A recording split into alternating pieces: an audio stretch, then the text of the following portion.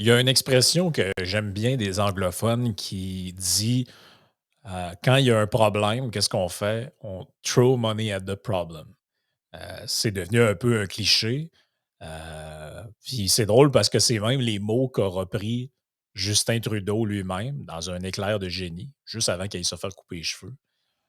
Il répondait aux premiers ministres des provinces, qui sont tous allés s'asseoir autour d'une table avec comme revendication commune la demande d'augmenter les transferts en santé du gouvernement fédéral pour qu'on fasse passer de 22, je pense, à 35 le financement.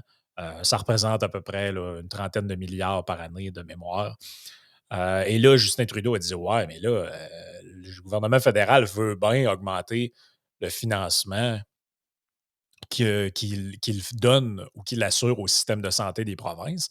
Par contre, les dites provinces vont devoir donner des standards, des garanties de qualité, de temps d'attente, de liste d'attente de chirurgie, ce genre de trucs-là, parce que c'est pas vrai que si on pitch de l'argent, et c'est ces mots, c'est la traduction en bon québécois qu'on pourrait faire de throw money at the problem, si on fait juste pitcher de l'argent dans le système, on n'améliore rien, on fait juste injecter de l'argent. Et bon, OK, c'est sûr, là, tu prends n'importe quelle entreprise, demain matin, tu injectes 1 milliard ou 2 milliards dedans, c'est sûr que tu vas peut-être avoir des gains de productivité marginale ou tu vas avoir plus au bout de la chaîne de saucisse, il va y en avoir plus qui va sortir, mais ça reste que c'est pas ça l'essentiel. C'est pas ça l'essentiel du propos.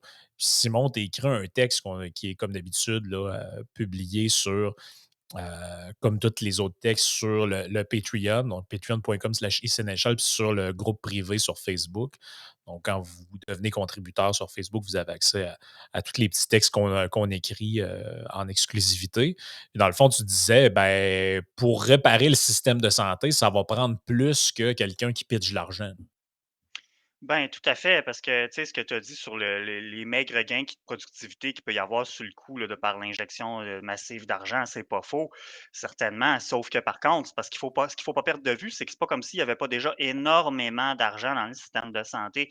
Et quand je dis énormément d'argent, ben actuellement, nos impôts, ce qu'on paye en impôts provincial, il y en a à peu près 45 43-45 qui s'en va au système de santé.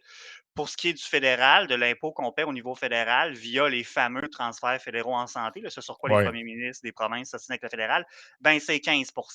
Donc là, tu dis 45 de l'impôt provincial, 15 ou à peu près de l'impôt fédéral, c'est beaucoup d'argent, ça là. C'est pas, tu sais, fait que là, tu te dis, ben, est-ce que rajouter de l'argent là-dedans dans un système qui manifestement ne fonctionne pas en bien en ce moment? Je veux dire, les exemples, là, presque à tous les jours, on a des histoires d'horreur, là, tu sais, de bon, récemment, il y a eu une pauvre dame qui est décédée, une dame de 91 ans, qui est décédée après avoir attendu 7 heures, le temps qu'une ambulance vienne la chercher. Donc même au début, avant la prise en charge, il y a des problèmes.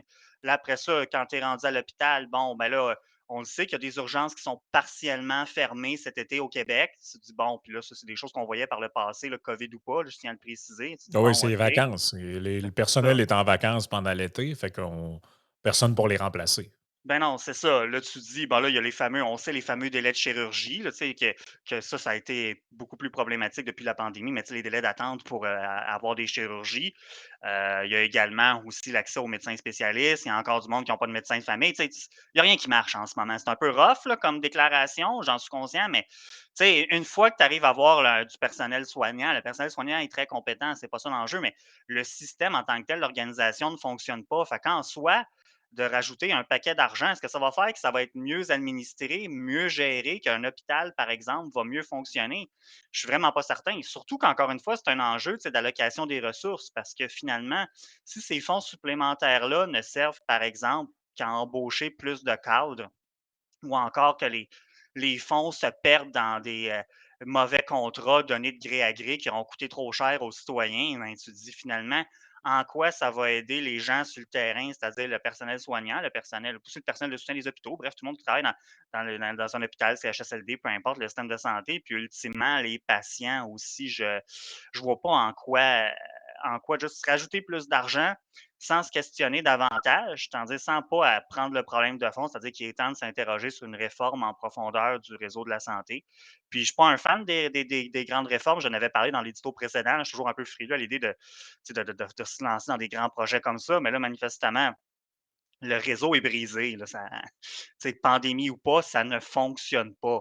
Fait que tu sais, de redonner plus d'argent et j'aime aussi le commentaire que Yann a fait hier sur la page Facebook de François Legault. Tu sais, c'est quand même Ouais. cute de voir les politiciens s'ostiner, fédéral, provincial, tu sais, qui va payer quoi alors que ça vient de la même poche, c'est-à-dire de la vôtre, celle des auditeurs, puis de la mienne, de la tienne, celle de tout le monde. Tu te dis: «Ouais, ben là, c'est pas productif, disons, là. C'est vraiment pas productif». Non, puis tu sais, on oublie vite, hein, quand on dit throw money at the problem, là, je vous ramène le 23 septembre 2021. Qu'est-ce qui s'est passé cette journée-là? On a eu une conférence de presse avec François Legault, Christian Dubé et toute la ribambelle pour nous expliquer que là, on allait faire de gros efforts pour ramener les infirmières qui s'étaient exilées dans le réseau public. On allait donner des primes de 12 000 à 18 000 pour cette année puis l'année prochaine. C'était de 1 milliard là, qui était garoché dans le système de santé. Puis là, on allait mettre fin au temps supplémentaire obligatoire avec ça ou je sais pas quoi. Tu as eu ça, puis après ça, tu as eu l'annonce, c'est quoi ça, en mars dernier, de leur fameux plan mammouth ou je sais pas trop quoi, là. Finalement, la napkin.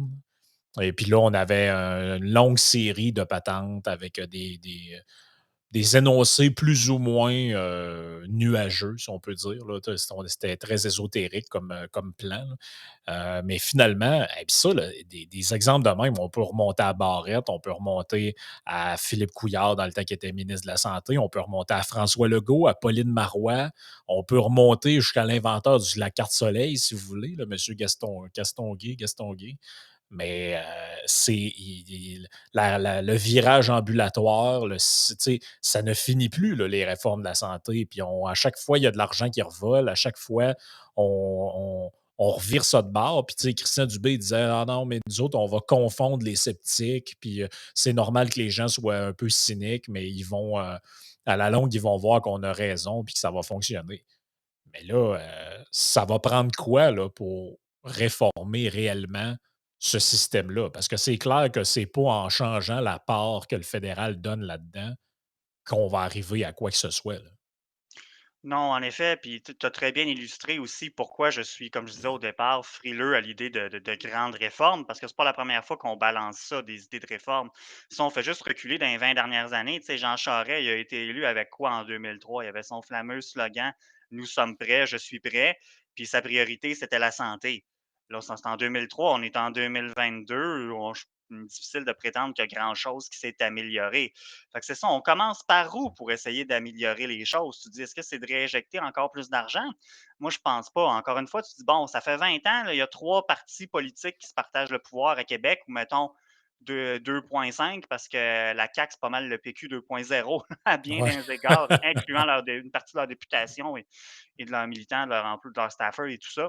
Fait que là, tu te dis: «Bon, tu as eu le PLQ qui a été là pendant longtemps, tu as eu le PQ, là, son tour de fin de. C'est juste avant que Jean Charest rentre au pouvoir, puis après ça, ils sont revenus pendant 18 mois en 2014. Maintenant, tu as la CAQ. Tu as eu des gens dans la CAQ, des gens comme François Legault qui ont été au PQ. Fait que tu te dis, bon, tu sais, faire des réformes, revoir nos façons de faire, oui, je pense qu'il le faut.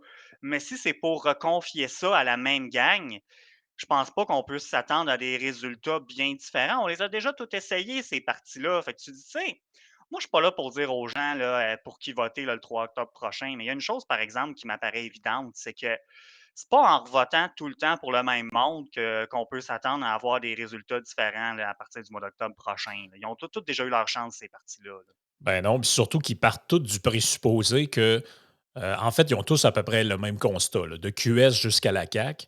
Le constat est le suivant.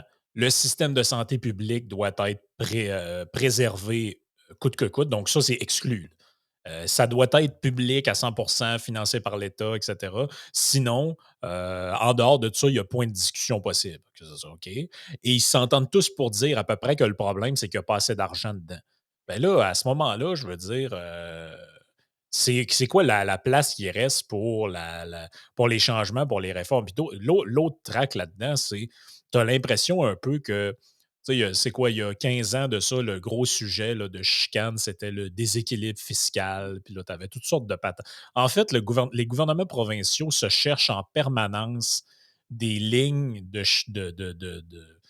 des lignes de fracture, des lignes de discorde avec le gouvernement fédéral.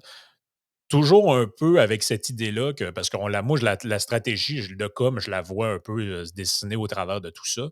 C'est que le piètre état du réseau de santé durant la campagne électorale va nous être présenté comme une résultante du sous-financement du gouvernement fédéral. C'est clair que ça va être ça la stratégie de com. Ils vont dire, ben, c'est écoutez, si le gouvernement fédéral faisait sa juste part, hein, ça c'est le fameux mot un peu qui veut rien dire, ben, on n'en serait pas là, vous n'auriez pas été obligé d'être confiné, on ne serait pas encore avec les mêmes problèmes, etc., etc. C'est un peu là on dirait que c'est là qu'on s'en va, là. Oui, je pense que oui, puis c'est facile aussi pour les politiciens provinciaux de blâmer le fédéral, ça leur permet de se dégager de la responsabilité.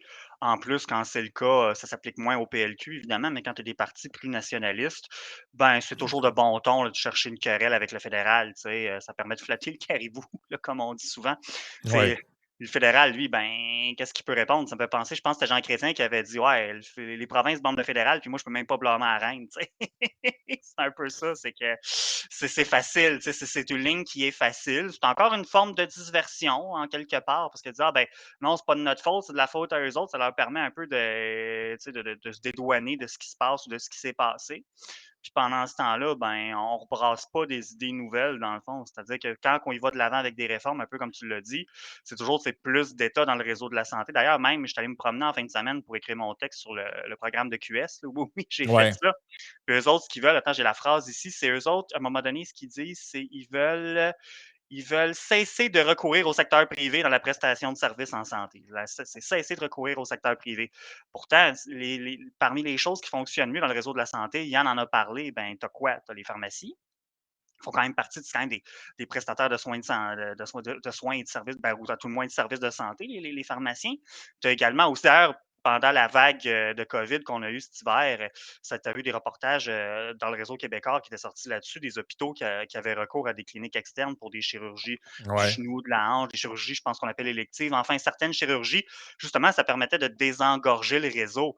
Et ce qui est intéressant là-dedans, c'est que parce que souvent, les gens ont peur du privé en santé parce qu'ils s'imaginent qu'il va falloir qu'ils payent avec leur carte de crédit. C'est pas ça l'idée. Enfin, ça peut être une manière de le faire, comme on peut voir dans d'autres juridictions, mais l'idée qui est amenée au Québec, principalement par le Parti conservateur du Québec, ici, c'est pas ça.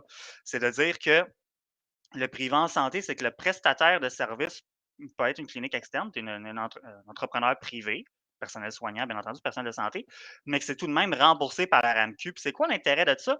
Ben, c'est qu'on peut aller chercher des gains de productivité sans pour autant avoir besoin, parce qu'on sait qu'on vit avec une pénurie de main-d'œuvre, ben, c'est que tu n'as pas besoin d'embaucher, c'est peut-être pas mauvais d'embaucher plus de personnel soignant, c'est pas ça, mais c'est que tu n'as pas besoin de doubler ton effectif pour que tu puisses voir une amélioration dans ton réseau. C'est que le recours à des services privés permet un peu de contourner ou de se débarrasser de red tape, comme on dit en anglais, d'une lourdeur bureaucratique qui est présente. Mhm. Moi, j'avais déjà entendu plus tôt, en tout cas il y a quelques mois à Radio X, tu avais un docteur, un chirurgien qui faisait de la clinique à l'hôpital et de la clinique privée sur l'île de Montréal. Puis lui, il racontait que quand il est à l'hôpital, mettons une chirurgie, il faisait 1 heure de chirurgie, ben, il pouvait passer 1 heure à remplir des papiers après. Après ça, une Ben heure oui. de chirurgie, 1 heure de papier. Puis on comprend là, que tu sais, le médecin, il faut qu'il note, qu'il prenne des notes dans le dossier médical, il faut qu'il y ait un suivi de patient. On ne dit pas qu'il faut absolument aucune note qui soit prise, puis let's go, cut, on fait de la chirurgie, puis on part. Let's go, c'est pas ça. C'est qu'il y a quand même une lourdeur administrative qu'on peut évacuer en bonne part dans le réseau privé, tout en assurant la même qualité de service parce que c'est bon, tu sais, je veux dire, le chirurgien, là, quand il est au public ou au privé, il est pas moins bon à un endroit ou à l'autre. Et la beauté là-dedans, même si je reprends cet exemple-là, c'est qu'il avait raconté que ça ne coûtait pas plus cher. La chirurgie dont il parlait, il disait, ben, à l'hôpital, ça coûte peut-être à peu près 20 000 puis dans ma clinique, ça coûte à peu près 20 000 aussi. Fait que Mm. ça coûte pas vraiment cher. Puis quand même que ça devrait coûter un marginalement plus cher rendu là, si ça permet que tu as pas à attendre 18 mois avant d'avoir ta chirurgie de la hanche ou je sais pas quoi, ben peut-être ça vaut la peine finalement, tu sais. Ben, c'est parce qu'en fait, ce que les gens doivent comprendre, c'est que euh, dans le réseau, dans tout ce qui est privé, la manière de faire un certain triage là-dedans puis de gérer l'offre et la demande, c'est l'argent qui est chargé pour les soins. Dans le système public, c'est vous le payez en temps d'attente. Vous attendez à l'urgence, vous attendez sur des listes, vous attendez, pour des chirurgies, vous attendez et cetera. Mais c'est quoi, mettons, un QS, là, si on essaie de les suivre dans leur affaire, là? On réduit de plus tu sais, on essaie de réduire tout ce qui est privé, là, on essaie de réduire, mais c'est quoi, là, le parce que, mettons, en ce moment, vous vous cassez une jambe.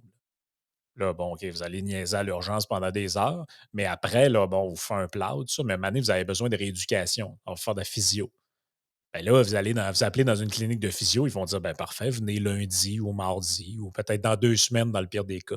Mais si c'est le gouvernement qui gère ça, là, puis qu'on ramène par exemple, ces services-là uniquement dans le public, là, c'est quoi, vous allez passer 1 an, 2 ans avec votre jambe, c'est quoi? Je comprends pas c'est quoi leur plan pour que ce soit, fluide tout ça, parce que clairement tout le reste l'est pas. Fait qu'imagine imagine ce qui est déjà comme pas sous contrôle. Parce qu'à un moment donné, je dis ça parce qu'à un moment donné, il y avait même comme dans leur plan de créer eux autres, là, genre Pharma Québec ou je sais pas Mmh. quoi, là, qui devait s'occuper de la distribution des médicaments ou je sais pas quoi, là. Ce qui m'apparaît a priori de même être le meilleur plan pour qu'il y ait des pénuries de médicaments dans la province, là.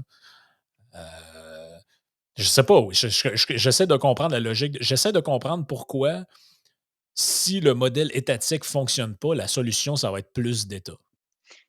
Ben Il ben y a un ben paradoxe là-dedans qui a aucun sens, là. ben, c'est ça, tu sais, tantôt, je disais, il y a 3 partis qui se sont partagés le pouvoir dans les 20 dernières années ou à peu près à Québec. Le problème, c'est qu'il y a un quatrième parti qui est Québec solidaire qui propose plus de ce qu'on fait déjà, qu'on sait par empirisme, en quelque part, que ça fonctionne plus ou moins.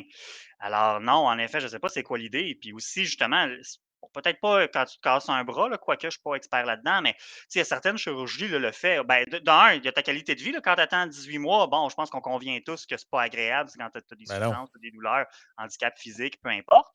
Mais aussi, c'est que tu peux aggraver ta condition. Je sais qu'ils donnent des médicaments, puis ils vont peut-être avoir une marchette ou je sais pas quoi, dépendamment c'est quoi ta condition.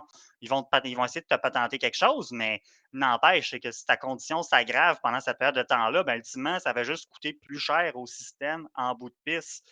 Fait Ben qu'il y oui. a, fait Ça alimente aussi, la pénurie de main-d'œuvre en passant, parce qu'un moment donné, moi puis Yann, on faisait un podcast, puis on disait: «Coudon, sont où les gens là, qui travaillent pas, là, puis qui travaillaient avant?» Puis là, ben, on avait plein de messages, sur Patreon, en dessous sur YouTube, des commentaires. «Ça fait 1 an que j'attends pour me faire opérer au genou, puis je suis en assurance maladie depuis ce temps-là. Ça fait tant de temps que j'attends pour voir, un urologue pour tel problème que j'ai, puis depuis, puis entre-temps, je suis sur la CSST ou le peu importe, là». C'était rempli d'exemples de même. Là. Je me disais: «Mais OK, mais c'est parce que là, c'est rendu que ton propre système de santé, par son inefficacité, alimente des problèmes de main-d'œuvre, là. Il y a des milliers, ça se trouve des dizaines de milliers de personnes en attente d'avoir des soins de santé et pendant ce temps-là, ils sont chez eux puis ils attendent». Ben oui, c'est ça. Puis encore une fois, moi aussi, quelque chose que c'est que normalement, quand il t'arrive de quoi, tu essaies de mitiger les dégâts, tu essaies de mitiger les dommages, mais en quelque part, c'est parce que tous ces délais-là peuvent juste les accélérer ou les empirer.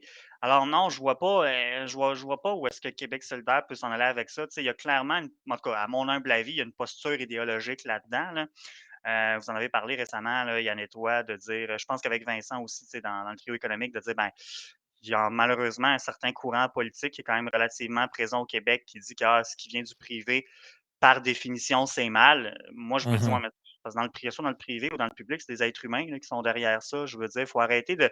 On Ah dirait que non, les, c'est ça. on a encore l'image, puis tu sais, souvent, c'est comme s'il y avait la vieille image véhiculée, là, tu sais, du bonhomme rond avec au chapeau melon ou chapeau haute forme du 19e siècle qui fait juste manger de l'argent. Là. Tu dis non, non, Ouais, les c'est gens ça. qui ont des cliniques privées, là, moi, pour avoir déjà consulté des médecins au privé, je veux dire, je me sentais pas comme un signe de dollar. Là, puis au contraire, j'ai apprécié.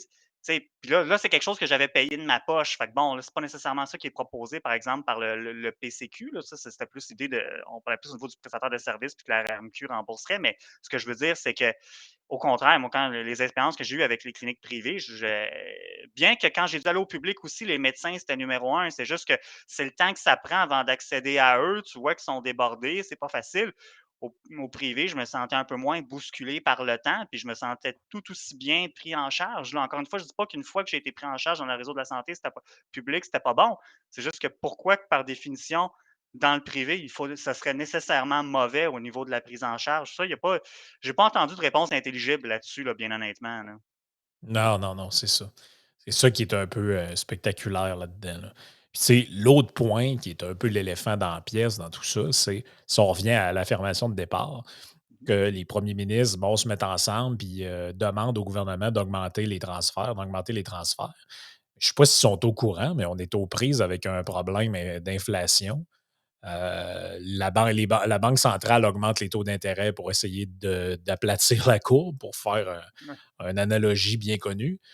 Et là, ce qui s'impose et ce qui se décide, c'est plutôt une diminution des transferts vers les provinces ou en tout cas une diminution des dépenses du gouvernement fédéral. Parce qu'à un moment donné, là, ils ont craché les milliards, ils ont dopé les provinces avec l'argent. Ah, on va vous donner 1 milliard pour faire un passeport vaccinal. On va vous donner un autre milliard pour faire telle affaire. On va vous donner 75 milliards pour vous mettre les entreprises, les employés des entreprises sur le payroll du gouvernement. On va vous donner un autre 50 milliards pour de la prestation canadienne d'urgence. Ouais, mais là, la tirelire, elle commence à être vide, puis la carte de crédit est pleine. Fait que là, tu sais, honnêtement, j'ai de la misère à voir comment on va conjuguer tout ça, là. Moi, j'ai l'impression que le gouvernement fédéral, ils doivent être en train de plancher sur une série de longs arguments pour essayer de faire comprendre aux premiers ministres des provinces que ça n'arrivera pas, là, l'histoire du 35. Ben, en effet, puis c'est parce qu'à un moment donné, ultimement, c'est bien de base comme question, mais c'est-à-dire parce que d'où est-ce que l'argent va provenir finalement là, je crois que c'est quelque chose qui s'est fait dans les années 90 pour, comment que le fédéral a réglé son déficit, ben, c'est en coupant les transferts aux provinces. Est-ce qu'on est en train de préparer le terrain du côté du gouvernement Trudeau à ça? C'est possible et si on en arrive là, ben, là, je ne sais pas comment que les provinces vont faire, puis encore une fois, de toute façon, un peu comme je disais plus en introduction, c'est de toute façon plus d'argent dans un contexte, c'est que la reddition de compte, elle est so-so. Pour prendre un anglicisme, c'est elle serait peut-être à revoir. Si on se rappelle un peu l'urgence sanitaire au Québec, comment que ça a officiellement fini au Québec, même s'il reste encore deux, trois trucs. Là. Tu te dis comment que ça a officiellement fini au Québec, que là, on n'aura pas le détail des contrats accordés pendant l'état d'urgence sanitaire. On n'aura pas ça, on ne pourra pas les Ben voir non. avant que les élections aient passé. Tu te dis, ouais, ben c'est parce qu'encore une fois, c'est ça, plus d'argent, mais si c'est de l'argent qui est pas dépensé toujours à bon escient, encore une fois, on revient à l'enjeu d'allocation des ressources. Et une fois que le fédéral, mettons que le fédéral accepterait de dire, OK, ben, ça représente, comme tu disais au début, pas loin de 30 milliards d'augmentation par année Ouais. pour le fédéral, ça représenterait de passer de 22 à 35 de contribution en santé. Tu dis, OK, plus d'argent, on va faire quoi avec? C'est ce qu'on va encore nous brandir des histoires de maisons des aînés ou je ne sais trop à 1 quelques millions la chambre? Là? Parce que Non, si non, c'est c'est ça, ça, là. pas sûr que ça Ben, aide. Là. ben non, mais si c'est ça, je veux dire, on n'avance pas, là. On n'avance pas. Puis, tu sais, je veux dire, tout ça, ça va servir à quoi? Ça va servir à payer les augmentations de salaire du staff quand on va arriver au renouvellement des conventions collectives. Puis finalement, ça ne changera absolument rien. Tu sais, c'est ça que les gens redoutent, là. Tu sais, ils entendent parler de réforme, ils entendent parler de réinjection de fonds publics. Tu sais, je ne sais pas si tu te souviens, il y avait un tweet de Gaétan Barrette il y a quelques mois de ça, où il disait, peut-être un an, où il disait est-ce que vous seriez prêt à mettre, mettons, 5 milliards de plus par année dans le réseau de la santé, mais pour avoir vraiment un méga système de santé, là, avoir vraiment un bon, là, tu sais. Puis là, je me disais, OK, mais depuis le temps où il a écrit ça, on doit être passé de 5 à 10. Puis me disais, mais qu'est-ce que ça va changer? De mettre autant d'argent, tu sais, qu'est-ce que ça va changer?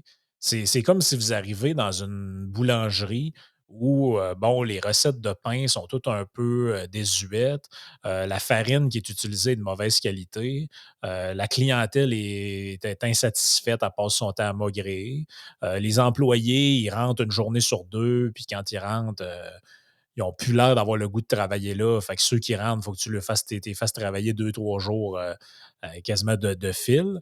Là, tu te dis, bon, OK, moi, hey, j'ai compris comment est-ce qu'on va faire pour régler les problèmes là-dedans.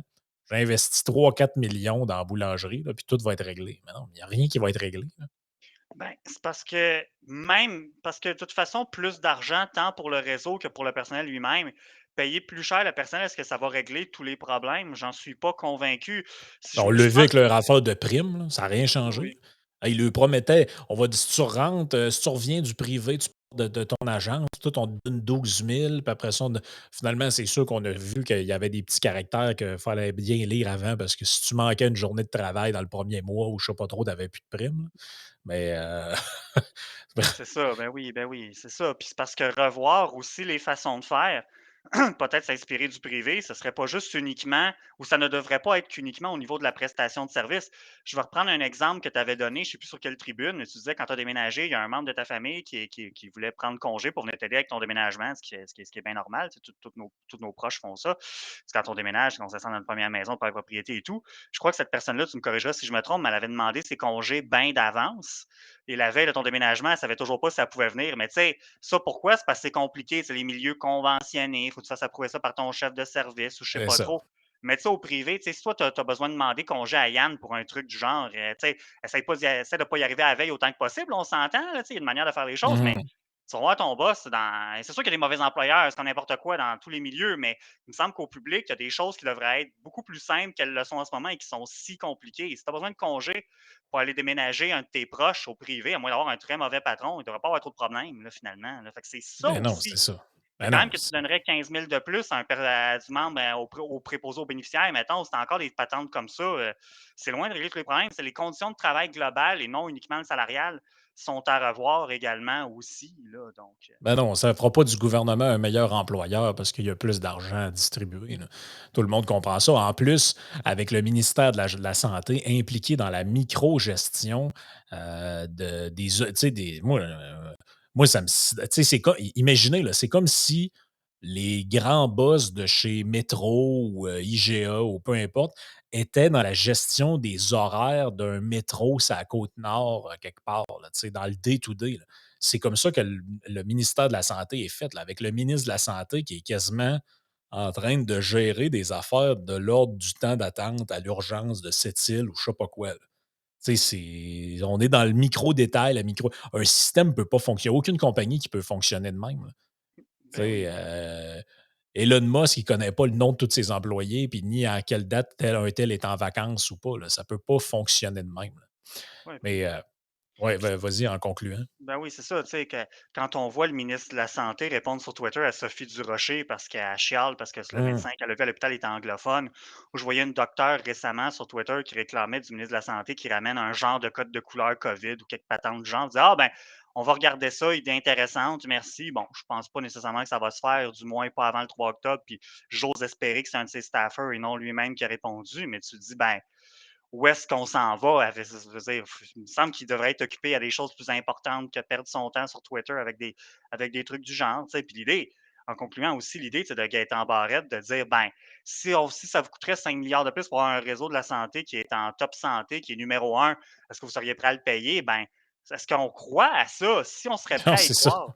Parce qu'encore une fois, on met, on met 45 de nos impôts provinciaux là-dedans. Fait que ça partir quoi, 45 c'est pas assez, mais 50 ça va être le meilleur système de santé au monde. Permettez-moi d'en douter, tu sais. Oui, absolument. Bon, ben, fait que ceux qui veulent explorer un peu plus là, tout ce qu'on a dit aujourd'hui et davantage et pas mal explicité là, dans le texte qui est disponible, comme je l'ai dit au début du podcast, sur Patreon et autres. Fait qu'on se reparle mardi prochain pour un autre édito avec d'autres sujets encore qui, on l'espère, vous intéressent.